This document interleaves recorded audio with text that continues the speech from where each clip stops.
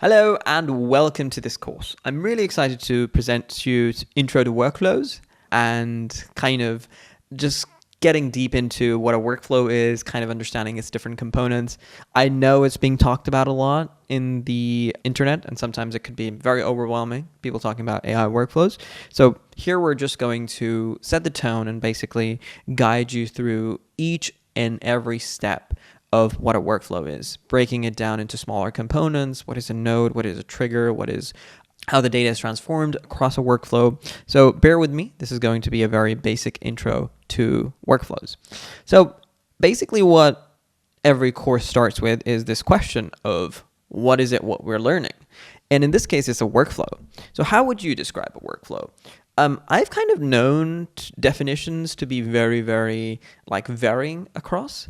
Some people might explain workflows completely differently, but I want the most accessible definition that can help you build these mental models of how to think about workflows and how to implement them into your actual digital workflows, making them 10 times more effective.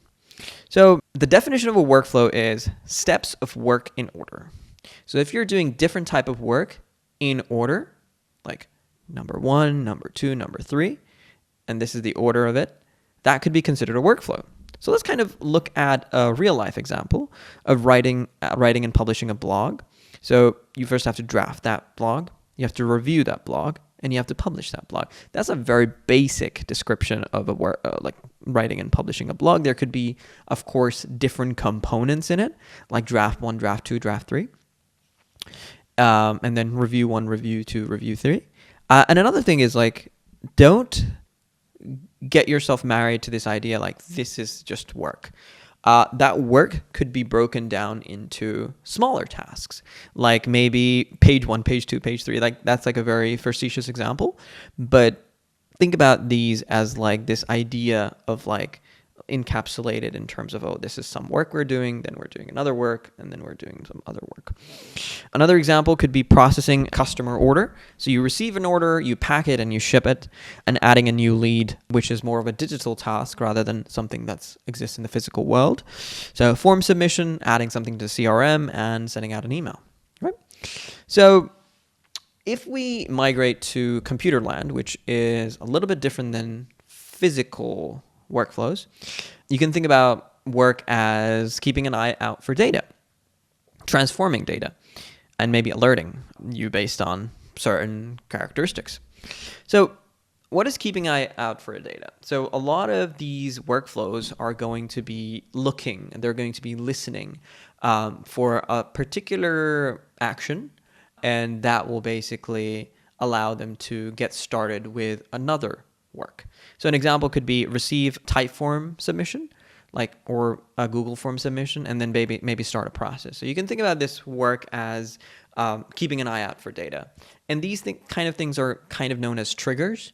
So I want you to build these mental models of what these components of workflows are. So just the very basic example, very, very abstract example is someone keeping an eye out for data. That is known as a trigger in N8N or all these workflow builders. And then there's these types of triggers, right?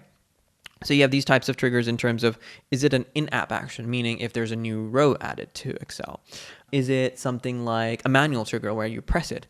Or is it a trigger that runs every day at a certain time? Maybe morning stand-up email.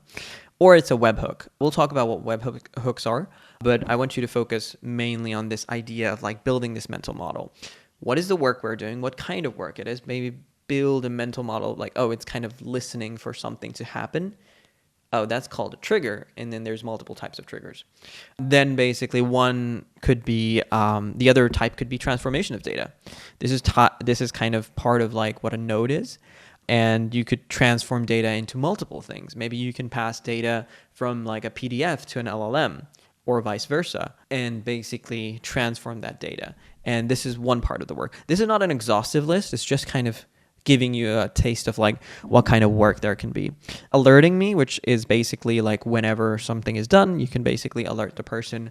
This could be to bring in human in a loop, or just basically when you're done. Maybe you're doing some research, and when you're done, it basically sends you a message, or maybe it sends you a Slack message based on the tickets created on GitHub or any other places. Usually you can think of this work is kind of done by a function. So coming back to it, work. It's kind of putting nodes together. So the abstract idea is just work together, but in terms of workflow builders, you're putting these nodes together that represent a unit of work. Basically getting user data, writing an email, and sending out an email. These could be nodes. And then in the next unit, we'll talk about nodes, and you can see like I've kind of collected different types of nodes from different workflow builders, and these kind of represent a unit of work.